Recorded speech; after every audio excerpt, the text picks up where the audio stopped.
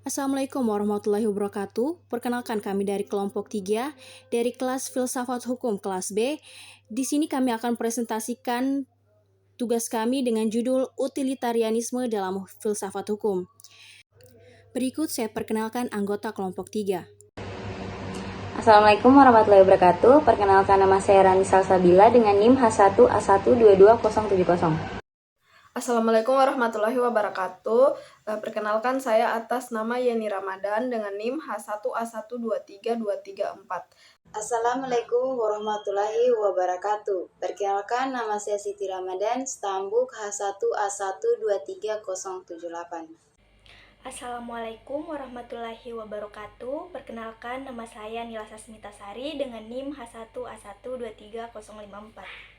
Assalamualaikum warahmatullahi wabarakatuh. Nama saya Resnawati dengan NIM H1A1222225. Assalamualaikum, perkenalkan saya Krisanti Wardeni dengan NIM H1A1222305. Perkenalkan, nama saya Anja Febrian dengan NIM H1A1221114. Baik, Assalamualaikum warahmatullahi wabarakatuh. Perkenalkan, nama saya Alwadi Muhammad Fadil Akbar Bakar Bio dengan NIM H1A1222311. Perkenalkan, nama saya Aprilia Rahmawati dengan NIM H1A1221125. Perkenalkan, nama saya Niputa Oktavianata dengan NIM H1A1222065. Assalamualaikum warahmatullahi wabarakatuh. Perkenalkan, nama saya Sarah Alfiero Sadi dengan NIM H1A1232212 dari kelompok 3. Utilitarianisme dalam filsafat hukum. Latar belakang utilitarianisme merupakan aliran filsafat hukum yang menilai baik buruknya hukum berdasarkan sejauh mana hukum tersebut memberikan manfaat bagi masyarakat. Suatu aturan dianggap baik apabila mampu memberikan kebahagiaan, mengurangi penderitaan, serta memberikan dampak sosial yang positif bagi sebanyak orang mungkin. Aliran ini dipelopori oleh para pemikir seperti Jeremy Bentham, John Stuart Mill, dan Rudolf von Jhering yang menekankan pentingnya kemanfaatan sebagai tujuan hukum. Sekian dari saya, selanjutnya akan dibacakan oleh teman saya. Baik, selanjutnya saya akan membacakan rumusan masalahnya. Ada 3 rumusan. Yang pertama, apa yang dimaksud dengan aliran utilitarianisme dan apa tujuan dari aliran tersebut. Yang kedua, bagaimana implementasi aliran utilitarianisme dalam sistem hukum di Indonesia.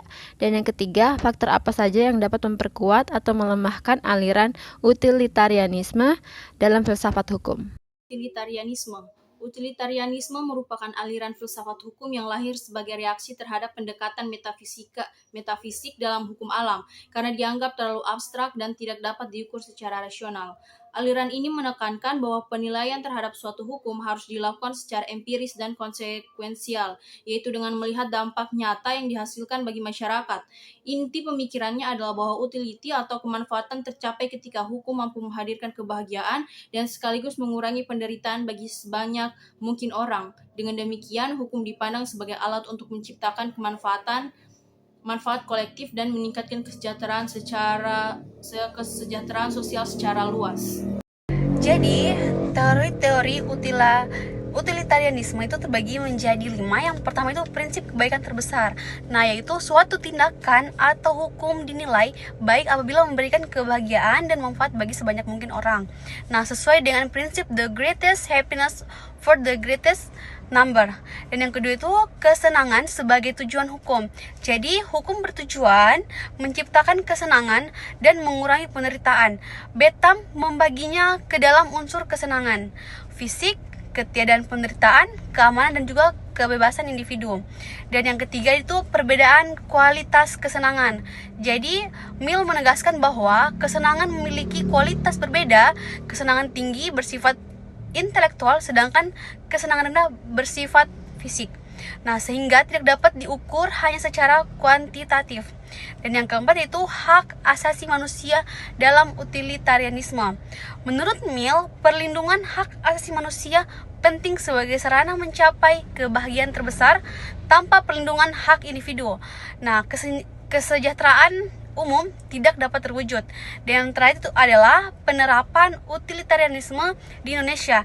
Jadi prinsip utilitarianisme itu tampak dalam regulasi seperti UU Hak Cipta dan juga UU IT yang membatasi atau mengatur kebebasan individu demi kepentingan umum serta perlindungan sosial yang lebih luas sehingga memberikan manfaat sosial yang lebih besar.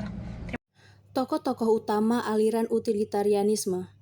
Jeremy Bentham pada tahun 1748 sampai dengan 1832 merupakan tokoh utama utilitarianisme hukum yang hidup pada masa perubahan besar akibat revolusi industri dan perkembangan sosial lainnya.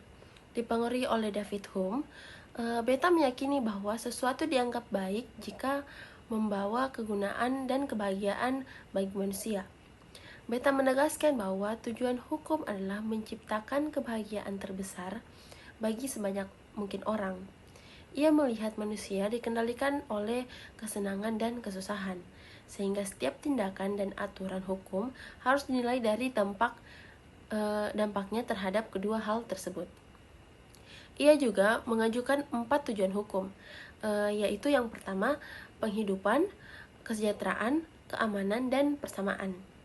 Ajaran Bentham dikenal sebagai utilitarianisme secara kuantitatif dan tetap membatasi kepentingan individu agar tidak merugikan masyarakat.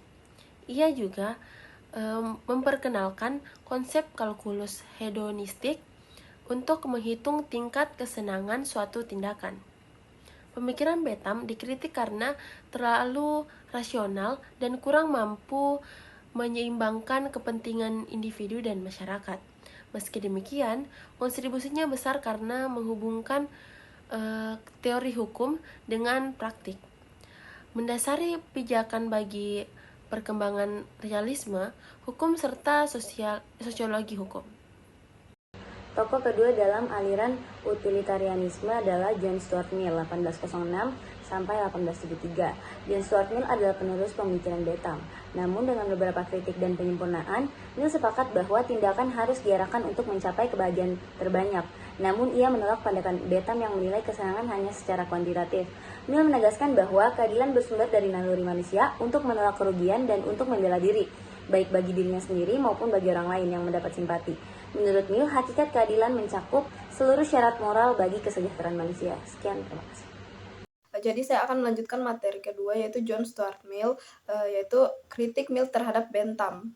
Yang pertama, kesenangan tidak hanya diukur secara kuantitatif, tetapi memiliki kualitas. Yang kedua, kebahagiaan harus dimiliki semua orang, bukan hanya pelaku tindakan.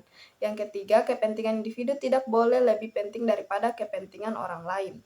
Kemudian keberanian Mill terletak pada analisisnya terhadap hubungan antara keadilan, kegunaan, kepentingan individu, dan kepentingan umum.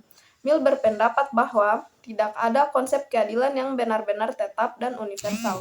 Semuanya tergantung pada kegunaannya bagi masyarakat. Baik, saya lanjutkan materi yang ketiga, yaitu Rudolf von Jhering 1818 sampai 1892. Rudolf von Jhering adalah sarjana hukum Jerman yang dikenal melalui teori Zweck jurisprudens, yaitu pandangan bahwa hukum harus dilihat sebagai sarana untuk mencapai tujuan sosial. Ia menolak pendekatan formalistik dan menekankan bahwa hukum tidak cukup dipahami sebagai norma, tetapi sebagai alat untuk melindungi kepentingan masyarakat. Selanjutnya, dalam karyanya Der Zweck im Recht, Jhering menegaskan bahwa hukum harus berorientasi pada kemanfaatan kolektif, bukan sekedar logika yuridis. Pemikirannya selaras dengan utilitarianisme karena sama-sama menilai hukum berdasarkan manfaat sosial yang dihasilkan, menolak formalisme, serta menempatkan kepentingan sebagai pondasi hukum. Meski demikian, Jhering berbeda dari utilitarisme klasik Bentham karena tidak menekankan kebahagiaan individual. Ia lebih fokus pada ketertiban sosial, disiplin, dan tujuan bersama, sehingga lebih mendekati pendekatan fungsional dalam hukum. Pemikiran Jhering memberikan pengaruh besar terhadap sosiologi hukum dan pemikiran Rescoins Pound tentang hukum sebagai alat rekayasa sosial Di Indonesia, gagasannya terlihat dalam kebijakan restoratif justice, pembentukan peraturan yang berorientasi pada kemanfaatan umum, dan putusan Mahkamah Konstitusi yang mempertimbangkan kepentingan publik. Selanjutnya, implementasi aliran utilitarianisme dalam hukum di Indonesia. Implementasi utilitarianisme dalam hukum Indonesia terlihat dari penerimaan asas kemanfaatan sebagai dasar pembentukan peraturan perundang-undangan sebagaimana tercantum dalam pasal 5 huruf F Undang-Undang Nomor 12 Tahun 2011. Prinsip ini menuntut agar setiap regulasi memberikan manfaat sebesar-besarnya bagi masyarakat. Dalam pembentukan undang-undang, pendekatan utilitarian tampak dari penilaian terhadap dampak sosial suatu aturan, seperti dalam KUHP 2023 yang menekankan proporsionalitas, kemanusiaan, dan pencegahan kejahatan. Pemikiran ini juga muncul dalam kebijakan restoratif justice melalui Peraturan Kejaksaan Nomor 15 Tahun 2020 yang lebih mengutamakan manfaat bagi pelaku, korban, dan masyarakat daripada sekedar penghukuman. Pengaruh utilitarianisme juga tampak dalam putusan Mahkamah Konstitusi yang menilai undang-undang berdasarkan kemanfaatan dan dampaknya terhadap kepentingan umum, seperti dalam pengujian Undang-Undang ITE. Selain itu, asas kemanfaatan turut digunakan dalam hukum administrasi, di mana keputusan yang merugikan publik dapat dibatalkan melalui peradilan tun. Hal ini menunjukkan bahwa utilitarianisme tidak hanya memengaruhi hukum pidana, tetapi juga kebijakan publik, administrasi pemerintahan, serta tata kelola regulasi secara lebih luas. Kelebihan dan kelemahan utilitarianisme dalam filsafat hukum. Pengaruh utilitarianisme terlihat jelas dalam putusan Mahkamah Konstitusi yang menilai konstitusionalitas undang-undang tidak hanya dari aspek formal, tetapi juga dari kemanfaatannya bagi masyarakat luas. Contohnya, tampak pada pengujian Undang-Undang ITE, di mana MK menekankan bahwa pembatasan kebebasan berpendapat harus memperhatikan kepentingan umum dan dampak sosial yang ditimbulkan. Pendekatan ini menunjukkan bahwa prinsip kegunaan menjadi salah satu pertimbangan utama dalam menilai keberlakuan suatu norma. Selain itu, asas kemanfaatan juga digunakan dalam hukum administrasi negara. Keputusan tata usaha negara yang dianggap merugikan kepentingan publik dapat dibatalkan oleh pengadilan, menegaskan bahwa tujuan kebijakan harus sejalan dengan manfaat sosial.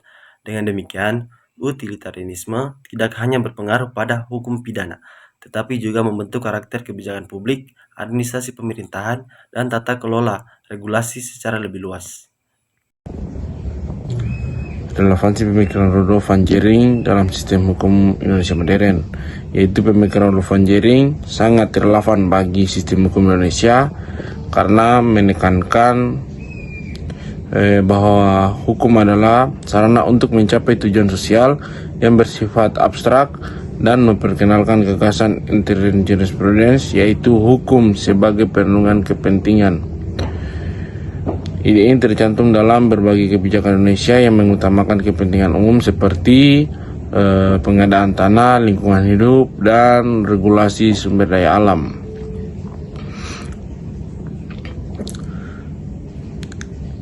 Selain itu, pemikirannya sejalan dengan konsep hukum sebagai rekayasa sosial yang tampak dalam penerapan restoratif justice, sanksi administratif, hingga kebijakan publik yang menyesuaikan perkembangan sosial dan teknologi. Relevansi pemikiran Jering juga terlihat dalam penegakan hukum modern yang berorientasi pada kemanfaatan, bukan semata-mata pembatasan pendekatan fungsional. Ini tampak pada defensi anak, mediasi, panai, dan penyelesaian sengketa administratif yang menekankan efisiensi dan manfaat sosial. Meski demikian, gagasan Jering tetap memiliki batasan karena fokus berlebih pada kepentingan umum dapat mengabaikan hak minoritas. Selain itu, konsep kepentingan ini sering